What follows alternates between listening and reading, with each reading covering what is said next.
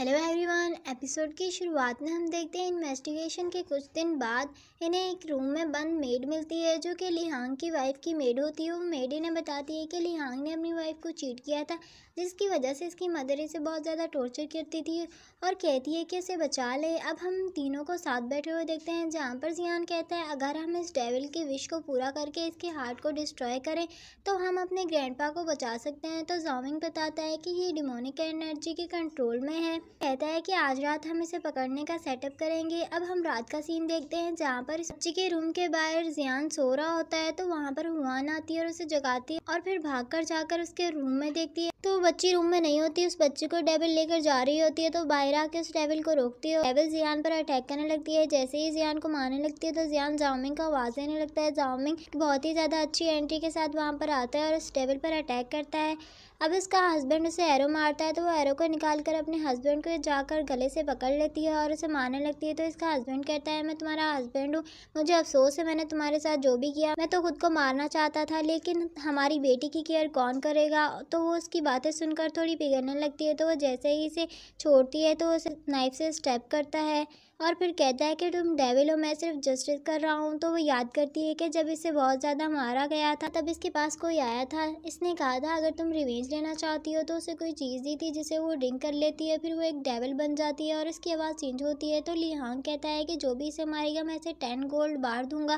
तो जियान जाकर उसे मारने लगता है, कहता है कि तुम हमें 10 गोल्ड बार दोगे। अब वहाँ पर हुआन उससे कहती है क्या तुम अपनी बेटी से बात करना चाहती हो। तो वो बोल नहीं पा रही होती तो जाओमिंग उस पर अपना मैजिक करता है, कहता है कि अब तुम नॉर्मली बात कर सकोगी। तो वो कहती है मैं अपनी बेटी से मिलना चाहती हूँ। तो उसकी बेटी कहती है कि तुम मेरी मदर नहीं हो, तुम एक डेविल हो। तो वो इसे वो रेड रोब दिखाती है जो कि उसे हमेशा अपने हाथ में पहना करती थी। रोब को देखकर पहचान जाती है और कहती है कि मेरी मदर है और उसे जाकर हक कर लेती है और उसे कहती है कि मैंने आपको बहुत ज़्यादा मिस किया। जब वो डेविल अनकंट्रोल होने लगती है तो फिर वो कहती है कि मुझे मार डालो, मुझे मार डालो। वो अपनी बेटी के सामने डेविल नहीं बन सकती, उसे मारने लगता है तो वो उसकी बेटी उसके सामने आकर खड़ी हो जाती है और तो वो बच्ची कहती है मेरी मदर है, आप इन्हें बचा लो। तो फिर अपनी मदर को हक करने लगती है और कहती है कि आप जैसे भी हो आप मेरी मदर हो, हमेशा मेरी मदर ही रहोगी। वो जैसे ही इसे हक करती है तो उसके ऊपर एक वाइट कलर की रोशनी आती है। तो जाओमिंग कहता है कि इसका हार्ट अपेयर हो गया है। जियान और हुआन दोनों अटैक करने लगते हैं और फिर देखते हैं कि इसका हार्ट लिहांग के पास होता है। वो दोनों लिहांग पर अटैक करने लगते हैं तो वो कहता है कि मुझे मत मारो। वो दोनों उसे मार देते हैं, इसकी मदर नॉर्मल हो जाती है। हुआन कहती है कि तुम एक लालची मैन हो, तुम बिल्कुल भी अच्छे इंसान नहीं थे। वहाँ पर एक और आवाज़ आती है कि हाँ इंसान की नेचर में ही लालच होता है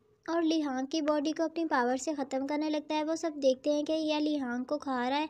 अब वो मैन जो आता है जिसकी आवाज़ थी वो जाओमिंग को कहता है कि मैं बहुत टाइम से तुम्हें ढूंढ रहा हूँ। तो जियान कहता है कि तुम कौन हो और उसके पास जाने लगता है तो जियान पर अटैक करता है और फिर अपना मास्क उतारता है तो वो फेंगचू होता है। तो वो कहता है कि हाँ मेरे ब्रदर, मैं तुम्हें काफ़ी टाइम से ढूंढ रहा था। और फिर उससे कहता है कि तुम इंसानों के साथ क्या कर रहे हो, तुम भूल गए कि ये इंसान तुम्हें किस तरह से टॉर्चर किया करते थे। फिर जाओमिंग याद करता है कि जब वो छोटा था तो इंसान इसके साथ कैसा बिहेव करते थे और फिर ब्लैक पावर यूज़ करने लगता है तो हुआन इस पर अटैक करने लगती है तो वो इसके अटैक से बच जाता है। कहती है कि तुम जो भी कह रहे हो मुझे नहीं पता, लेकिन भले तुम नाइट क्लैन के मेंबर हो लेकिन ये मेरे लिए हमेशा से बेस्ट है, मैं इस पर हमेशा ट्रस्ट करती हूँ। तो वो कहता है तुम्हारी हिम्मत कैसे है मुझसे इस तरह बात करने की। तो हुआन कहती है तुम्हारी हिम्मत कैसे है मुझे इस तरह से बात करने की। तो वो कहता है मैं तुम्हें अभी सबक सिखाता हूँ। तो हुआन पर अटैक करने लगता है तो जाओमिंग इसे फाइट करता है और इसे बहुत बुरी तरह से इंजर्ड कर देता है। तो वो कहता है कि तुम इस लड़की के लिए मुझसे फ़ाइट कर रहे हो और वहाँ से चला जाता है और कहता है मैं वापस ज़रूर आऊँगा। अब वो हुआन को देखता है जो कि बेहोश होती है तो वो देखता है कि इस पर पॉइजन नीडल से अटैक किया गया है। अब हम देखते हैं कि वो फिजिशियन के पास लेकर आता है तो फिजिशियन कहता है कि इसे बचाने का कोई भी रास्ता नहीं, इसके फ्यूनरल की तैयारी करो। तो जाओमिंग कहता है कि कोई तो रास्ता होगा। तो उसे बताता है किसी फ्लावर के बारे में और कहता है कि वहाँ पर बहुत सारे डेविल्स होते हैं, वहाँ से वापस आना आसान नहीं होगा। लेकिन जाओमिंग कहता है मैं इसे लेकर जाऊँगा। हुआन कहती है क्या मैं यहाँ पर मर जाऊँगी, मुझे अपने घर वापस जाना है। तो वो कहता है मैं तुम्हें प्रोटेक्ट करूँगा। तो वो सोचती है अगर मैं इस वर्ल्ड में मर गई तो मैं रियल वर्ल्ड में वेजिटेबल बन जाऊँगी। अब वो हुआन को उस फ्लावर के हार्टलेस पार्ट के पास लेकर आता है और कहता है मैं अपने ब्लड से कल्टीवेशन करूँगा, इससे तुम्हारी बॉडी जो कि बहुत ज़्यादा हॉट हो जाएगी। तो वो इसका ब्लड सक करने लगता है और उसे प्रोटेक्ट करने लगता है। तो वो कहती है मेरा हार्ट इतनी ज़ोर से बीट क्यों कर रहा है। अब वो फ्लावर जो कि ह्यूमन फॉर्म में ट्रांसफ़र होता है और कहता है कि किसने मुझे ब्लड दिया जो कि मैं ह्यूमन फॉर्म में आया हूँ। अब वो देखता है कि ज़ॉमिंग इसका ब्लड सक कर रहा होता है, तो वो कहता है कि इस ब्लड का टेस्ट, और फिर कहता है कि ब्लड में तो पॉइज़न है, तुम्हारी हिम्मत कैसे हुई मुझे पॉइज़न देने की, और फिर दोबारा से अपनी फ्लावर फॉर्म में आ जाता है। अब ज़ॉमिंग वो ब्लड पीकर बेहोश हो जाता है। इसी के साथ हमारी इस एपिसोड का एंड होता है। मिलते हैं नेक्स्ट एपिसोड में।